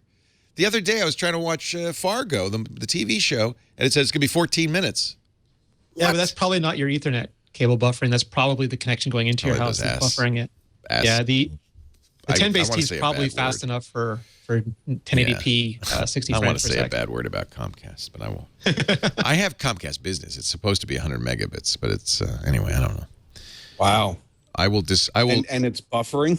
Yeah, it shouldn't be buffering, should it? It should not. No. No. And this is something I bought on iTunes, so I'm getting it from Apple, which does a very good job with their CDNs. So I don't know, I'm baffled. Do you just watch like HD videos of confetti cannons being shot? That'll affect the data rate, the compression. I plug in because I don't want to have to deal with anything interfering with the radio signal. I've been fine. Actually, I'm sorry, Jim. You want to say something? I was going to ask, but No. Then Rene. Now, has anybody been finding that the radios in the Apple TV are not as good as in the old one? Here's why I ask, because I find I don't know whether it's in the apps or the radios that I'm getting a lot of like drop connections and like loss of video for basically what seem to be bandwidth problems on a couple apps like YouTube and HBO Go. And I swapped out the Apple TV box for a Roku 3 and did not have any of those problems. And I don't know whether I've just it's the placement of the radios or whether it's just the apps being wonky. Because now we have this new diagnostic variable that are these apps being written correctly in these version 1.0s? I had the same thing. We run a bunch of tests, and for example, like Netflix will start immediately, but iTunes will buffer. The radios are great. As far as I can tell, the radios are doing 802.11ac really, really well. Just some apps are not doing HTTP live streaming anywhere nearly as well as the other ones. Oh my God! Is that one of ours? Take airdrop. Is there a case of Heineken with a parachute on it coming? I have to go man my anti-aircraft gun here. So just hold on. Oh my God! It's a Bud Light strafing. Chinese consumer demand for the iPhones remains strong, according to Cook. As to India, it's early days. 3 earlies, if you're counting. But it is the next huge market for us, says Tim Cook. I thought that was great. I don't know. I can't remember a previous time where they said anything quite so explicit about India. They've been often talking about untapped markets left for the iPhone, but it's good to see that their attentions are that India is specifically on their map. Not that it wouldn't be, but it's good to see them finally mention that they're actually thinking about India. After they start to really. Not tap out China, but once they really have those money machines running in China, that's the next untapped market for iPhones. And it's the same sort of glorious luxury brand in India that it is anyplace else. It's just that the phone market is just radically different there. And of course, because Tim Cook was talking to the Telegraph, which is a British newspaper, they asked him about the investigatory powers bill that's currently in front of Parliament to force companies to provide unencrypted or communications or backdoors. The good news, by the way, I spoke to a Economist senior editor yesterday, and I asked him specifically about that, and he said it seems to have failed, that they finally explained to the Prime Minister that if you have a backdoor and encryption, it kind of breaks it for everyone. Not to mention making Britain a data island as well as an actual island. But Cook did take this opportunity to say, to protect people who use any products, you have to encrypt. You could just look around and see all the data breaches that are going on. These are things that are becoming more frequent that can not only result in privacy breaches, but security issues. We believe very strongly in end-to-end encryption and no backdoors. We don't think people want us to read their messages. We don't feel we have the right to read their emails. Any backdoor is a backdoor for everyone. Everybody wants to crack down on terrorists. Everybody wants to be secure. The question is how. Opening a backdoor can have very dire consequences. Absolutely. I agree. Yep. It's hard to disagree with what Tim's saying. I mean, I understand what the government wants. The government wants Apple to open up a backdoor where only they can get to. That does not exist. Yeah. Once the door is there, if you have a brick wall and there's nothing, no way, no door in that brick wall, nobody can get through. As soon as you put a door in, somebody's going to break in. Yep. And that's, I mean, the government, the British government or any government that thinks that this is possible are the stupidest people on the face of the earth. And they really need to, those people obviously do not know technology at all, and they need to just back up, because what they're suggesting that technology companies do is just going to be a disaster. That's what our guest said yesterday. He said, somebody's explained to Cameron that, they could just go to Iceland and get encryption from them instead. You can't, no country is an island, really. In fact, Cook says that we're all connected whether we like it or not. He says it's not the case. Encryption is a rare thing that only 2 or 3 rich companies own, and you could regulate them in some ways. Encryption is widely available. It may make someone feel good for a moment, but it's not really of benefit. If you halt or weaken encryption, the people that you hurt are not the folks that want to do bad things. It's the good people. The other people know where to go. By the way, exactly the line I've said for decades about copy protection. It doesn't foil bad guys. They know how to break it. It only harms honest users. Yeah. Data and identity theft has a very real human cost, he argues, by jeopardizing people's financial security. It can affect their psychology and health. He's confident that the British government will do the right thing. And as I mentioned, it seems to be the case that they've realized this is a non-starter. So that's the entire interview with the Telegraph. We talked about Apple TV. Any other thoughts about Apple TV? Thank you. Last week, you mentioned that Serenity Caldwell had an article about Apple TV. You read that, and then she pointed to Apple's online manual for Apple TV, which does not come in the box, which is a must-read. Yep. There's all sorts of little tricks you could do with that clicker. I was using it today, and I was entering search terms just to test out the search app, and I couldn't find out how to blank out what I'd written to write something else. I probably wrote Batman. I wanted to change it to something else. And you just hold down you click and hold, and it pops up a bunch of things like uppercase letters and variant letters, but it also has a backspace, for example. You can just swipe left as often as you want. It just starts deleting stuff for you, which is way faster than going all the way to the other end to delete. There's all these sorts of things just baked into it that's impossible. I don't know if you saw it, Leo, but there was this article by Bruce Tagazzini and I forget the other man's name today in Fast Company about how Apple has abandoned obviousness in their design and made it much harder for everyone to use all these things. But at the same time, there's these. I got a tweet today from someone who said that you can now use not Siri, but dictation in airplane mode on your iPhone. It does it locally now. Oh, nice. And I tried it and it works. But these things aren't. They consider these things hidden. It's a downside. But at the same time, if you had to see all of them immediately all the time, I think it'd be absolutely overwhelming. So I'm glad it's in manuals. And like when you've gotten used to the basic stuff and you're curious, you can go and find out more, but you're not overwhelmed by like 9,000 different buttons all on the screen at the same time. Yeah, Tog is an Apple old-timer. Yes. And so, interface. Yeah, and by the way, he wrote this article with Don Norman, who is one of the kings of UI design. He's done all the research, wrote an amazing book about design, and I've kind of been saying this as well. But this is natural. This is kind of mission creep. That over time, your operating system gets crufted up. There become more ways to do this. Apple was so famous in the early days. The thing I so celebrated with the first Mac was the Apple user interface guidelines, which were so clear and crisp and really made a difference. It did make it a computer for the rest of us. And they've drifted a little bit away from that. I have problems a lot in iOS with going, I don't know what to do here. It's not obvious. It's okay to have to learn some stuff. Not everything can be really upfront there with an obvious button or an obvious menu. My first couple of days with Apple TV did have a whole bunch of frustrations, but when I came back home after an entire week of not using it, and it was no longer an alien device, it was something I was coming back to, I found that I was really warming to a lot of its differences. I still think there are a bunch of ways that they could have made it a little bit simpler and a little bit friendlier, but I'm liking I'm really liking the touchpad a lot. I'm really liking. Oh, it's a little twitchy though, isn't it? Isn't it a little touchy? I think a lot of it is getting used to it because I've never used a touchpad in that and learning sort of never to put it somewhere where you can't accidentally touch it. Well, but once you it's about reading that guide. Once you find out that if I touch it accidentally, I can say I didn't mean that by tapping the menu button, and it will just simply forget that you swiped it at all. There's going to be some learning required. It's just another incident where it's hard to trust on a piece of new technology a review that drops after 48 hours, because sometimes you really do need to deprogram yourself from something you're familiar with before you can appreciate what makes this new thing special. This article is not a review. It's much broader than that. Apple is destroying design.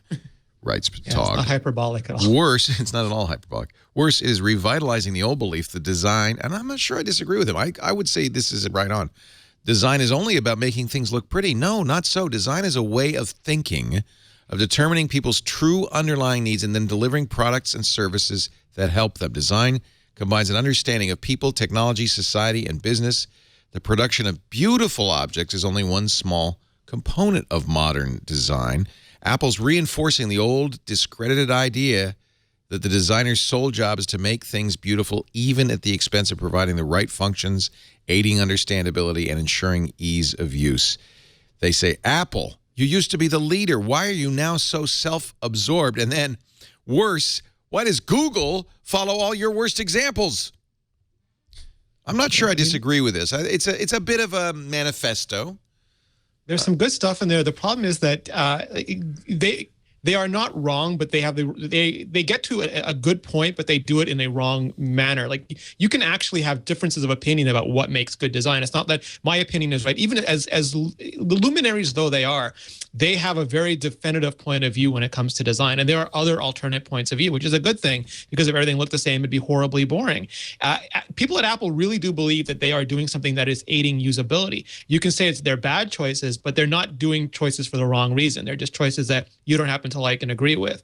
And, I think if you understand that, it helps you explain it better. So this article, it reads like, almost like you mad bro, sort of like in a cliched sort of sense, instead of doing a deep dive into these are the choices they made. I understand why they made them, but these are potentially better choices, and here's the reason why. Well, the example they give, and actually, I love it that they put this back into Apple TV, but another problem is the inability to recover after an undesired action. One way Which is in iOS 9, and they admit that later in the article, so I don't know why they've spent so much time on it in the article, because it's already long enough. But it took nine iterations of iOS to bring undo back, basically, right? And I understand, and by the way, that was one of the things people knocked Android for, was the back button, but that was essentially what the undo was. The back button conflated in inter-app and intra-app navigation, I understand, which for some people for some people it was confusing. Yeah. So again, like, it's difference of opinion. Some people are like, great, give it to me right away, I'll figure it out, that's awesome. And other people are like, I don't even know what this is doing, take this away. And these again, they're not bad choices. You just might prefer one over the other. I think it's an article that is absolutely well worth reading. Did need to be written, and I somewhat agree with it. Although, I think this is an important conversation to have. I think Apple's sometimes given a free pass on UI, because nobody else is even close. Doesn't mean Apple shouldn't continue to lead the way. Yeah, I think that we all need a good broad perspective on how these things work. Oftentimes I'll read on a blog somebody who, don't know how to put it. It's they don't recognize that the same thing that they're praising Apple for right now, the same user interface design, the same material, the physical design that they're praising Apple for right now, is something that they excoriated Android or Microsoft or someone else for 2.5 or 3 years ago. So it's possible to have blinders on. It's possible to ignore the fact that every piece of design, good or bad, is moved towards a certain purpose and trying to maximize specific variables. And sometimes it's just not a set of variables that are relevant to how you use this device. Yep. They say that Apple has misunderstood Dieter Rams. They're always referring to Dieter Rams, the legendary designer at Brown. But they've completely you've completely misunderstood my writings. Marshall McLuhan. I happen to have Dieter Brown right there. What would you have to say about interface? There's a great example in the article where they say it took Apple 9 generations to get to showing lowercase versus uppercase keys on the keyboard. And that's very true. But at the same time, there's a lot of people, and you can see this in testing, who when something changes like that, they lose the glyph. So they see a lowercase a, change to an uppercase, and they just lose track of it, and they have to spend time reacquiring it. And that that's the penalty that you pay for making it distinct. And all of these things have to be weighed. And how many people will this bother? How many people will it help? And I think making it arbitrarily simple is a disservice to both. They could say, well, it's worth it even though it has this cost. But to just say it's dumb they didn't do it in 9 years, I think, again, it's short-sighted. Drove me crazy. It was actually one of the primary reasons I left iOS, to be honest with you. I was entering passwords wrong way too often because I had no idea. Are we in uppercase or are we lowercase? Although the shift key was to blame for that. Look at Gruber, who says, I turned that feature off immediately. I like all uppercase. So there's always somebody. Physical keyboards are always uppercase. I love the way that they did the lowercase uppercase. I mean, it's probably a very simple thing, you know, that this is the way that they wanted to do it. But for me, I thought it was great. I really did. I use it all the time. Love it. Thought it was much needed, frankly. Yeah, yeah. And, you know, I saw that Gruber turned it off, and, you know, I didn't agree with his take, but... Doesn't drink Heineken, Jim. I like it that you have the choice. I think that's great. You have to go deep into accessibility to turn it off, but that you can turn it off.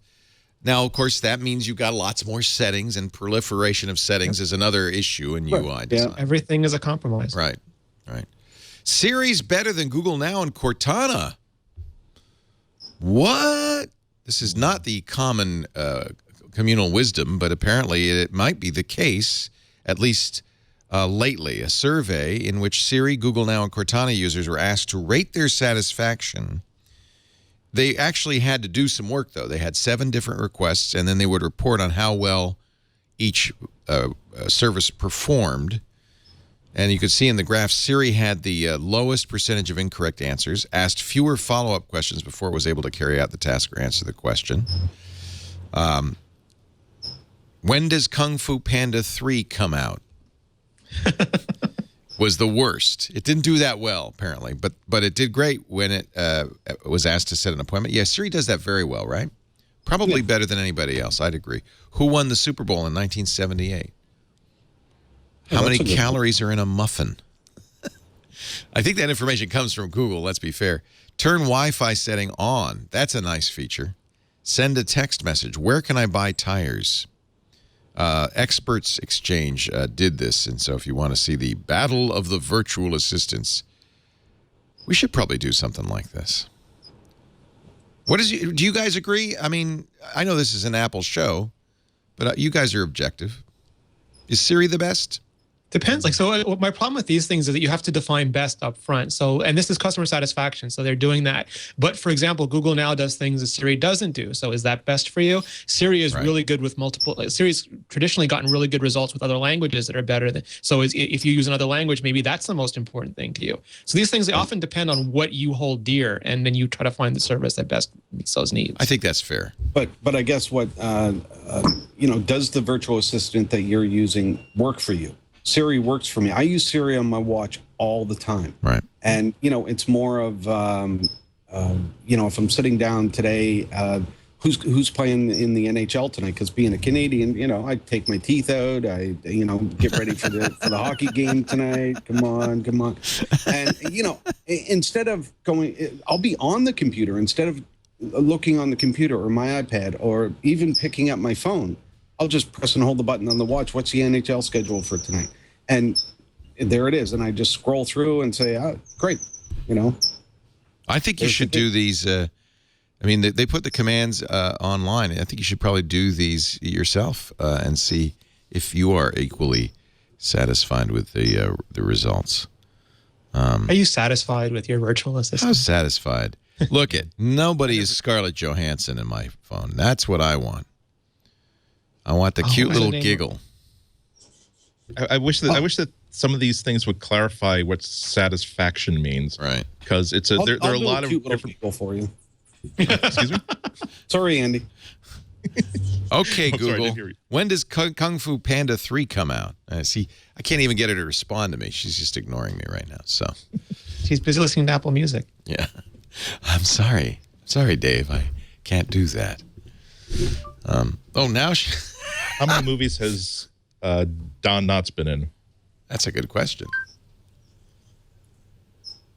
Oh, just did a Wikipedia search. Yeah. See, I like it when they say, Don Knotts has been in 43 movies. I know. My favorite is... Giving you the internet is not an answer. The incredible Mr. Wimple. I can go to the internet myself and, and type in. So give me an answer. If I'd wanted to do that, I would have just said search for Don Knotts movies. Actually, you can do that on Apple TV. So you're saying Apple TV doesn't have to phone home to do those searches? Is that what you said? Oh, that was the iPhone 6S. If you turn off the internet, it would still do dictation. Interesting. Oh, dictation. Okay. Yeah. Let's take a break. I want to show you my cables. Yeah, cables are big, you know. You got to have the good cables here. And Corning, you know the name Corning, the Gorilla Glass folks, they make fiber optic cables that have none of the problems and all of the benefits of fiber optic cables from the past. You probably, know about the issues of fiber optic cables, right? When we put in our sand downstairs with the orange fiber, the engineers said, "Don't touch this. Don't step on it, whatever you do." This is fun. I love this. These are the new Corning optical cables. They're USB 3-dot optical and Thunderbolt. I'm using the Thunderbolt now on all my Thunderbolt devices because it's not only fast, you can go much longer distances because you know what fiber optics is. It's using light instead of electricity. So these cables, it's actually kind of interesting. In the cables, they have put a little small, but a little extension on it. You can see it right here. It looks just like a normal Thunderbolt cable, but inside here is something that converts the electrical signal, because Thunderbolt expects copper, to light. And then there's a receiver on the other end that does the same thing. It converts the light to electrical signal. That is really kind of amazing. They can get it into something this small. And then they've gone a step further by making these cables very robust. So we have a little tester here. You're going to enjoy this, Jim. Corning gave me this little glass thing and a laser pointer. So you can see the blinking red light. Now, what I'm going to do is connect this modified cable to that. It's modified so I can actually just plug it into the laser. And as you can see on the other end, the light comes out the other end. But thing is, watch, I can tie this into a knot. Now, don't try this with your other fiber optic cables. Only if you have Corning fiber optic cables. Worse, it's still transmitting. Worse, I'm going to crimp these, and these are little holes. I'm going to crimp this like crazy, and show you how incredible, resistant, robust these cables are. They're good enough now that you really should be using them instead of the old copper-based cables. You can get exceptional throws on this. 60 meters, that's 200 feet on Thunderbolt. That means you could put your storage area network or your Drobo in a closet down the hall in the basement 200 feet away for USB 3, 165 feet. Now look at that. Have I crimped this and tied it in a knot? And let's see, it takes a bending and, yep, it keeps on sending, my friends. These cables are robust. You can declutter, you can move peripherals out of the way, you can improve productivity, increase security by locking up expensive gear. They even make safes now that you can put your USB drive in. If you're a video professional, if you need high speed, a photographer, a great way to get amazing cabling, 50% thinner, 80% lighter than copper cables, flexible, you can walk on them, you can bend them, you can tie them in a knot, and they keep going at full speed. 20 gigabits per second for Thunderbolt, up to 5 gigabits per second for USB 3. No other cable even comes close. Go to opticalcablesbycorning.com to learn more. Opticalcablesbycorning.com to learn more. These are awesome. Just awesome cables. And I like doing the magic act with them. I, by the way, I take full responsibility for that terrible slogan, "It takes a bending and keeps on sending." I made that up, not Corning. Corning. In the ad game, that's known as a value add. That's value add, man. You don't have to pay me for that. I just give it to you. He's got a million of them. I went out and did buy all these cables for my Drobo and for stuff. Because it's nice, I love it. My Mac's very quiet. It was the same thing with the Mac Pro. And then you put spinning drives on the desk, and you can hear them now. Really, they're really loud when you have a quiet computer. Now it's for the Hutch. It's for the Hutch. I put them in the Hutch. Exactly. It's Corning to the Hutch in the Laporte house. Corning in the corner. All right. I'm going to put away my cables. But while I'm doing that, have you seen this great article in Vintage Computing? This will take you down memory lane. The strangest classic Mac peripherals ever.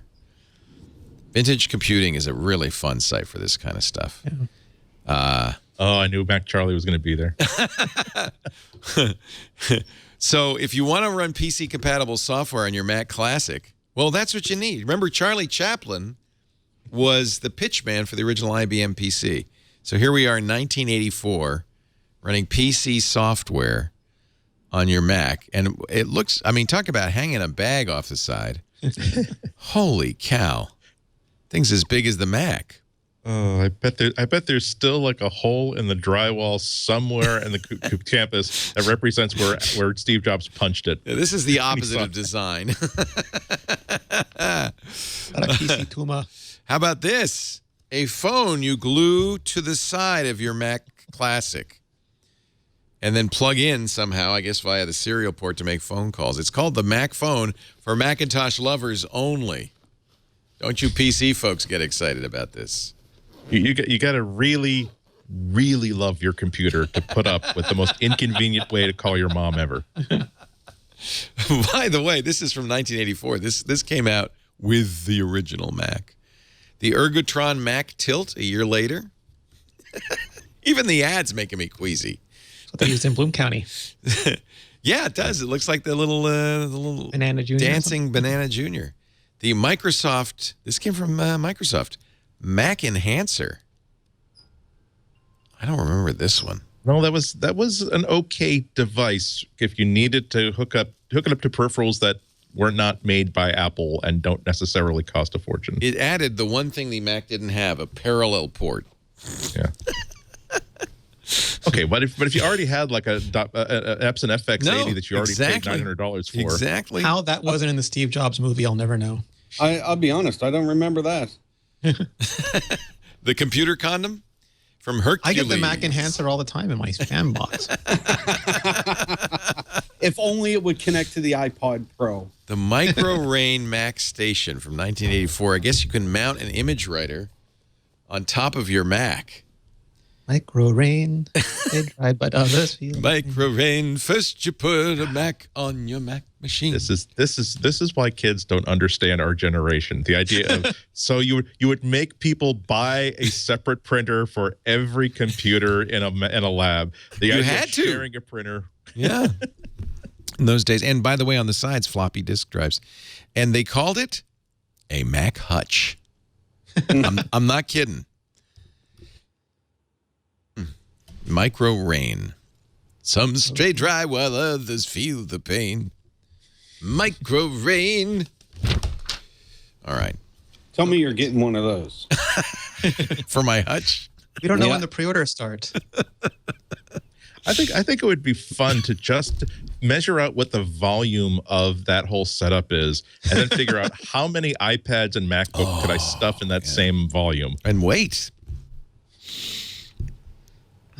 Even by money, I think you'd come out pretty good. Could fit all of them in there. All right, moving right along. That was our humor segment. Did you read the Quartz review of streaming TV players? I have to say, he eliminated my one of my favorites, which is the NVIDIA Shield Android TV device, saying it's not even up to snuff. I'm not even going to review it, but he did spend 10,000 words rating and reviewing the Apple TV versus the new Roku versus Amazon's Fire TV versus the Google Chromecast, and says the winner is Apple TV. I don't think it's that simple. The winner is Apple TV if you use iTunes, for sure. Just as if you use Amazon streaming, the winner is Roku. Yeah. You live in the U.S. Or Fire TV. Yeah. If you live in the U.S., it's different. He said, if I had to recommend just one, it would be the new Apple TV. I think we're very happy with the Apple TV. He's really saying, as others have said, it's the potential that the Apple TV represents with the App Store that's going to make it the most interesting, right?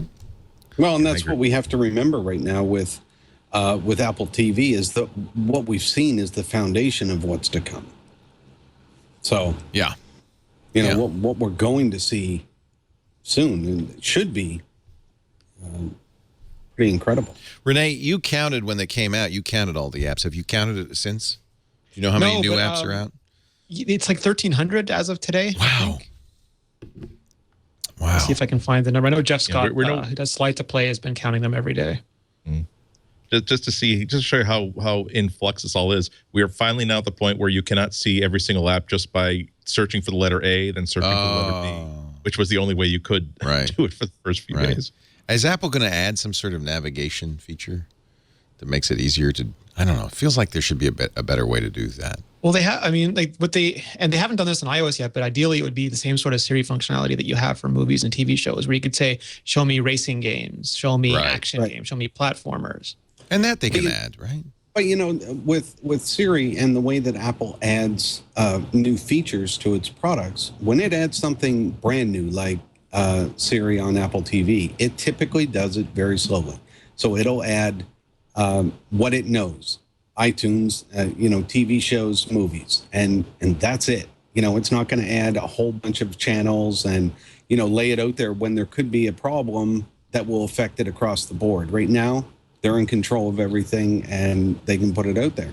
But don't be surprised in the next event when Apple TV is mentioned that they say, oh yeah, we've added Siri for sports. So now you can search ESPN and search for college football games or whatever. And it'll show up. And that's just the way that they do things. There's 1,404 apps as of today, according to Jeff Scott from Slide to Play. Nice. Yeah. I will say that I would be, it seems as though Apple's doing a lot more of these releases where there are obvious features where that these features are going to be coming in 6 months to a year from now that aren't there anymore. It seems though now you can sort of count on that sort of happening where it just feels as though there is an empty socket inside the product that is like an IOU for a feature to go later. Yeah, and it's like it seems they did like add an that, odd didn't thing they? to omit. Yeah, No, it there's seems no like an Siri odd for thing. Apple Music right now. Yeah. It seems like an odd thing to omit at launch, just like support for Bluetooth keyboards seems like an odd thing to omit at launch. I don't know that actually means anything, but it does. There was a time where I didn't sort of expect that, and now I'm just sort of. I'm philosophical about it, to be sure. Think, well, it's a growing platform. It's a 1.0, and I'm sure that will happen as part of a free update that you don't even have to go and get. It'll just simply land on your doorstep. But it seems as though when my first flight with a lot of Apple hardware is, I thought that would work. I guess it doesn't. Okay. There's two things that are super interesting to me. And one is there's things that they obviously just didn't have time to finish. Like when you look at the demo from Apple's September event, you can see the podcast app peeking out. And if you go to the developer documents, you see they actually show you the podcast app icon, and they just didn't have time to finish it and ship it, or they changed their minds. But more likely, it's just not finished yet. Siri for Apple Music is another thing because Apple Music has Siri on the iPhone, and it's a big service, and why wouldn't it have it? Then you have things like the keyboard, where it's like, is this a philosophical argument? Are some people saying, well, if you want keyboards and web browsers, that's really get a Mac Mini with an HDMI port. We want this to be purpose-built for entertainment, and we don't want it to bog down with computer conventions. And the former, I think, is just a matter of time, where the latter is sort of different people have to win different arguments. I thought Siri for Apple Music was that, but it's in 9.1, I guess, right? It's not. It's in beta. Yeah. It launched with Apple Music on iOS, but it hasn't. Yeah, I think it's in the beta, but it wasn't there at launch. Which is, people think that Apple had 2.5 years to build this box, but really, this box is coming out hot. Right. Yeah. 9.01 is out. Do we know what it changes? Because Apple doesn't say much, right? Bug fixes and performance enhancements. Yeah. They enhanced the heck out of that performance, Leo. Yeah. I don't know. And it will update automatically, right? I haven't checked my Apple TV. You go to software updates. You have to do it explicitly. I think you can set it to automatic, but I don't think it defaults to I have it set to automatic. I didn't check. By the way, here's the ad blocker announcement I get from going to Cult of Mac with uBlock Origin. Ad blockers, boo! When you visit Cult of Mac while running an ad blocker, you hurt our business. You going to do this, Jim, on loopinsight.com? As a small business which provides 12 people's livelihoods, we need to serve ads to survive. We work hard to keep ads as relevant and as high quality as editorial. It doesn't always happen, but we're trying. If you want to read the site, please whitelist Cult of Mac. All right. Let me do that right now. Yeah, I'm not going to make fun of that. I understand. I sympathize. That's exactly the response that I hope that these sites do. That's the way to do it. Explain, here is why it's important for you to whitelist us, and here's how to whitelist us, and we thank you for whitelisting us. Although when I read that for the first time, I couldn't help but think of the don't copy that floppy poster that my high school computer lab. Yeah. A lot of sites are doing it a little more subtly, kind of like the cookies announcement with a little banner saying, hey, we see you using an ad blocker. We'd really appreciate it if you'd whitelist us. I think that's, but I get the idea. And by the way, Culta Mac, I'm just whitelisted you right now. There you go. My concern is that Economist thing where the company that provides the anti-ad blocking ends up festooning you with malware. So it's a careful line you have to walk. It's kind of not good. Everything's an attack surface. It is. Oh my God! Now I can't read this site. Wait a minute. Jim, have you heard of a band called Attack Surface? Because if there is, there should be. It's a good name. It's a good name. An insider tells Apple Insider that Apple will launch new metal 4-inch iPhone with an A9 CPU next year. On the other hand, I've seen other rumors that says no smaller iPhone. What do we think? KGI Securities did that. I mean, they've got. It's hard to say. It's hard to predict these things. They this is Ming Chi Kuo, the famous. I think they have two sources on this now, but they had one last. I believe they had one last year, and they chose not to really. It's one of those things that they can choose at any time, and the market is going to. They're a really smart company. They do their market research, and if they believe that it'll move the needle for them to have a small one again, they will. If they think most people are still only buying big phones these days. Previously, not that many people in North America were buying big phones, so they were happy making small ones. Now people are buying big phones, so they're not making small ones. It's just if you're on either side of those trend lines, then you're not going to be happy because Apple doesn't make 3 dozen phones. Thanks to developer Steve Troughton-Smith, we have found a hidden app. If you search the App Store for Indoor Survey, you won't find it. But if you click the direct link, you'll find this special app that allows you to do what? Folders? Indoor Survey. That's been around for years. That's just what Apple gives mapping, to vendor right? partners. Yeah. Yeah. So you use it. It measures RF data and combines it with an iPhone sensor data, and now you can indoor positioning without installing special hardware. Is this to go along with iBeacons or? It's all part of Apple's Geo team. It's just one of those things that they've been doing indoor mapping for a couple of years, and this is what they provide to their partners to do it with. And how would you Steve's a super smart guy. How would you find a hidden app if it doesn't show up in the search index? Steve can find anything, Leo. He found he found folders for the Apple TV. He found CarPlay in the original iOS betas. Sneaky. Yeah, he's a smart guy. There you go. And a really nice guy, too. And he also makes an amazing app called Grace, which is designed entirely to help autistic children communicate. Oh, that's neat. Is that his primary app, or is that just a side project? He does one called Speed, too, as well, that tells you the velocity of something with your iPhone. But Grace and Speed. If you go, I think it's high caffeine content is his website. Okay, that's what we'll do. I won't give him a plug. Whoa, I don't know what just happened, but I feel like I'm traveling to the moon. Visualization. Oh, it's visualization of nothing. By the way, since nothing's playing, that's what nothing looks like when you listen to it. It's like a Roger Waters song. It's graceapp.com, Leo. GRACEAPP.com. Give Steve a little plug for his Grace app for autism on iPhone, iPad, and iPod Touch. But this would be great on the iPad Plus. Or Pro, I'm sorry. Pro. Very cool. Let's take a break, and I would like to get your picks, my friends. Jim, you're going to pick another heavy metal band? Oh, I could have a Think little about surprise. it. We'll give you some time. All right. Inside the beard. Our show today brought to you by Squarespace, the best place to host your website. If you go to leoville.com, you can see my Squarespace site. And this is one of those times when I can say out loud my website, and I don't have to worry about somebody bringing it to its knees. This is the cover page feature Squarespace does, which is so nice. And then you can click into my blog. In fact, I just posted for another advertiser, I just posted a list of every Audible book I own. I didn't do it for them. People have been asking me, so with highlighted entries for the ones I particularly like. Squarespace lets you change your template, change your look. The templates are designed to be mobile responsive, which means I can look at it on any size screen. In fact, let me reduce the size of this AirPlay. I mean, of this Safari or Chrome, and you see it handles it automatically. It even does something sneaky with the images. It recenters them so my face is in the image, which I think is pretty cool. They actually analyze the image. I didn't even, they do stuff that it's really just so sweet. One of those things where you'll go, man, these guys know what they're doing. I want you to go to squarespace.com, and you can try it out for yourself right now for free. Just click the Get Started button. You don't have to give them a credit card number or any personal information. You can. I love it, by the way, on this cover page. I found out you could put animated GIFs. Actually, those are videos, so you can put anything in there that you want. This is an animated GIF of me and Gina and Jeff at Google I/O, and I think it's fun. It just kind of brings the site alive. Simple, powerful, beautiful, a robust platform, a site that will never go down. E-commerce, you got it. Every site comes with powerful e-commerce capabilities. Every site looks great on any size screen. You don't have to do anything special.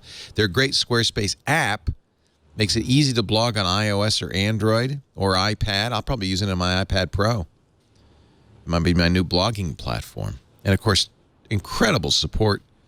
A whole page, a whole site devoted to support videos and instructions. Try it today. All I ask is when you decide to buy, and you will, you use the offer code MacBreak, you get 10% off. And if you sign up for the business or commerce account, an additional $100 in AdWords credit.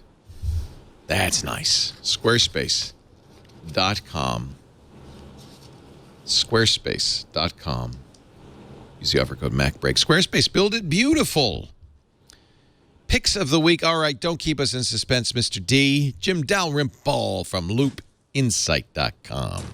I am going to pick a band called Disturbed. Disturbed is a great hard rock metal band. They do a lot of really good just chugging music. The singer is crazy, but really good, really good. He's really into the music. Love it, love it, love it. You put that on and go for a drive and be like a demolition derby out there. One of their early albums called 10,000 Fists is one of the ones that you should start with. And it's got a song on there that I think everybody will recognize. It's called Land of Confusion. Oh, yeah. It's a remake of the old Genesis song. Yeah, love that song. And they do a fantastic job with this song. It's really, really good. So start there. Yeah, baby. Disturbed.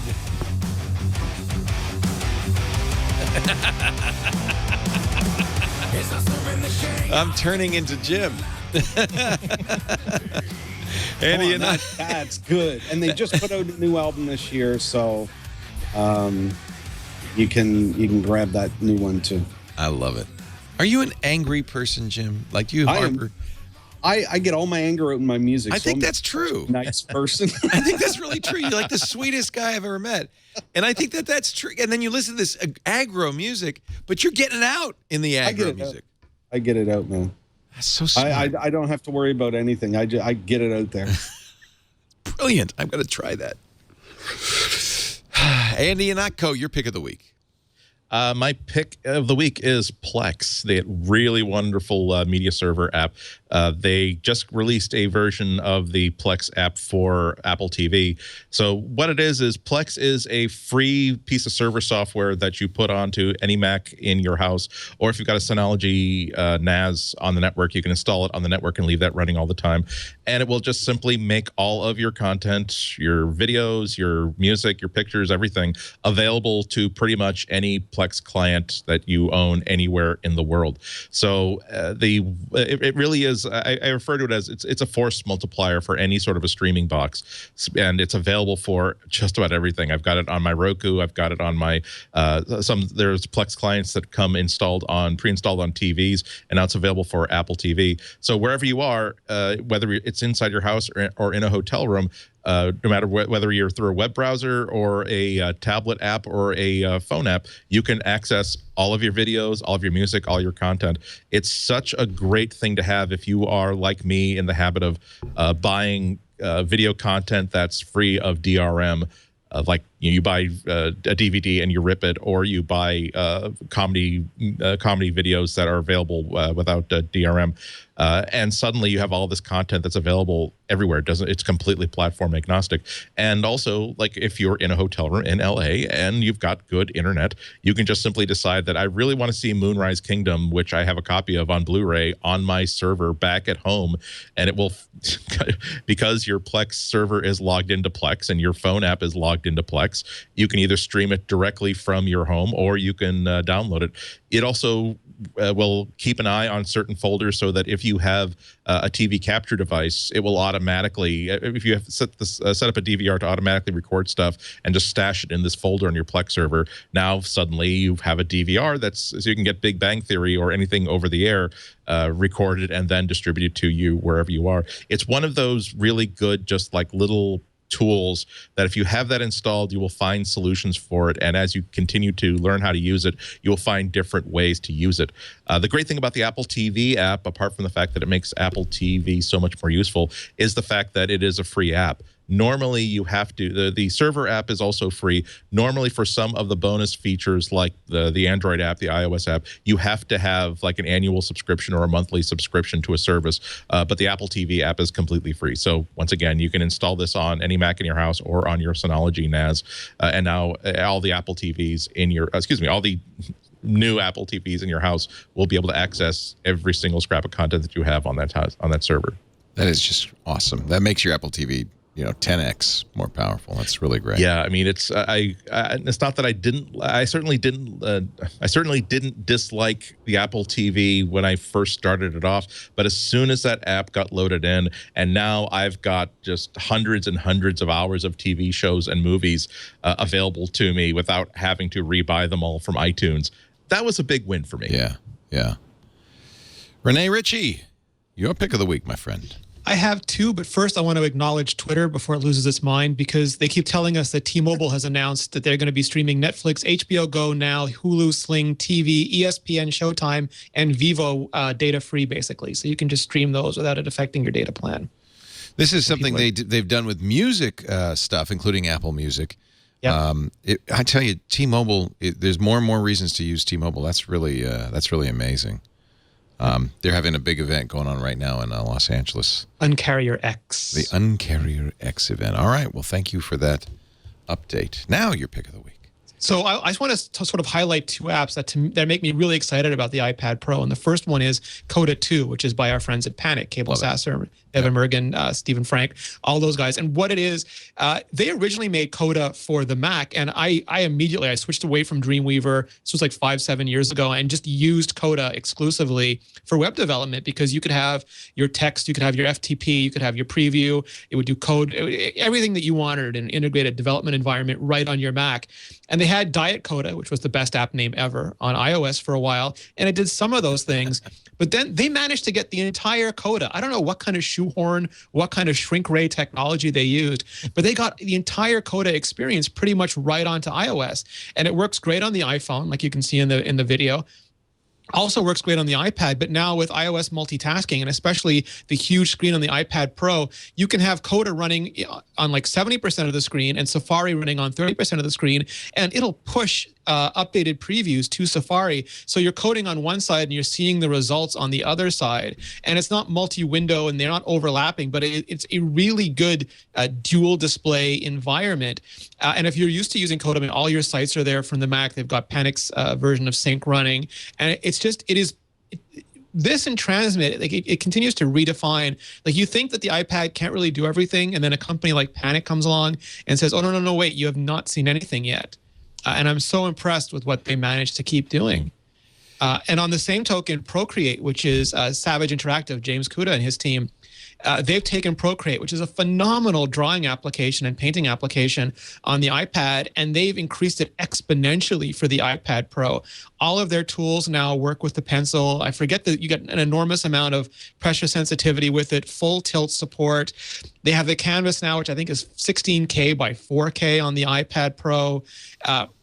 They've added new effects, like if you wanted to, it'll automatically straighten lines when you draw them. So if you are any kind of artist and you've wanted to just draw digitally the way you could always just paint on a canvas, this I've used it on the iPad. I'm using it on the iPad Air 2 right now, and I had a chance to try it at the event on the iPad Pro, an early version of it, and it's just phenomenal. It's again one of those things where you take a double take at how well they've managed to implement it.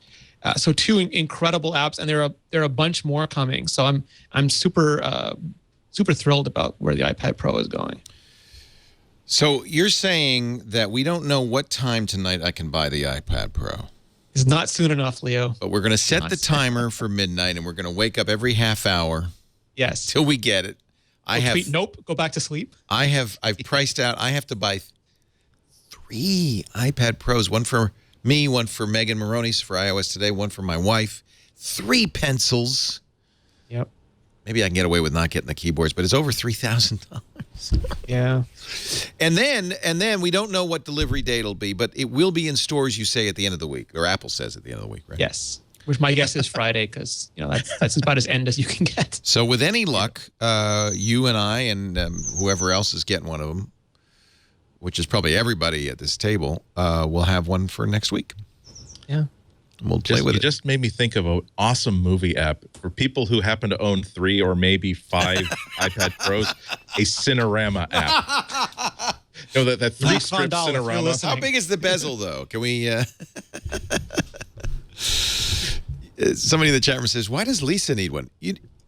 You're not married, are you? Yeah. You don't understand. That's not the question you need to ask.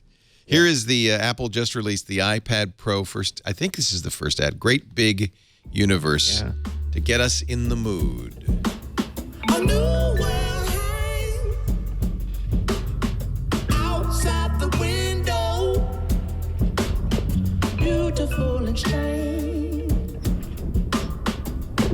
It must be found in a way. Wow. Oh, God. Now those people at concerts are going to be even more insufferable. Yes. Do not hold up your iPad Pro to take pictures. You can hold the universe in your hand, Leo. The universe in your hand. Do not use it to take pictures, especially at you're going to block the whole freaking stage. On the other hand, my view is blocked, but at least now I have a big live view that I can at least look at. It's not as bad as it was before. A variable refresh rate view. You just have to tell them, could you zoom in just a little bit so I can see? Oh yeah, that's kind of be kind of cool. You got you could actually use it to periscope in there and zoom in on that. And those speakers sound great. I mean, Jim's going to enjoy his AC/DC on that. There's 4 speakers. Why? When you rotate it, they actually move at the same time as the screen. And the timing is uncanny. They did an amazing job. You just turn it and suddenly the speakers are right where you expect them to be. So it's stereo, even though it has 4. There's some scientific name for it that I'm never going to remember, but it's basically designed to always give you great sound no matter which way you turn it or how fast. Left will always be left. Yeah. Can't wait. Well, we'll talk about it next week. I want to thank all of you guys for being here. Jim Dalrymple from The Loop, loopinsight.com, at @JDalrymple on Twitter. If you don't know how to spell it, you don't deserve to follow him. Thank you, Jim. Always a pleasure. Thank you. Are you stealing cable? Because I'm looking over your left shoulder there, and I'm not going to say it doesn't. Okay, never mind. That's probably just power to your Christmas lights that are lighting the gazebo. Oh, yeah. Yeah. Of course it is. I put up this fake lattice because, living under the overpass in San Jose, I didn't want to show, like my neighbor Bob and his Frigidaire box. So. You got a place to hang your socks at the end of the night so you don't get that trench foot problem. Thanks to the homeless Jim Dalrymple. Thank you to the Canadians, Rene Ritchie as well. imore.com. Great to have you once again. Thank you, Rene. You don't want to go to the store, get it. You're going to get it online and then go to the store probably. You probably do both, won't you? No. Yeah. I mean, I don't want to encourage anybody to pre-order it and then return it if they can get it at the store faster. Right. But, you know, why not? UPS is UPS. And, of course, Andy Ihnatko from the Chicago Sun-Times and his brand new MacBook. Yep, it's nice. It's nice to have at least for the first week a keyboard that's not filled with like tiny little arm hairs in it. It's a perennial problem for us furries. You'll find Andy's writing on the Sun-Times, but also his newly invigorated blog, CWOB.com. Yes, thanks to Mars Edit, it's actually made it easier and more fun to blog. So I'm doing more of that. And I saw Daniel tweeting you about all of that. He's so great. Yeah, love Daniel. Thanks to our audience for being here. We do this show every Tuesday, 11 a.m. Pacific, 2 p.m. Eastern Time, 1800 UTC. And our studio audience is just now arriving, so that's exciting. You might want to get here when the show begins. Hey, maybe you're coming for security now, because that's coming up next. You can email us at tickets@twit.tv. Carly will put a chair out for you.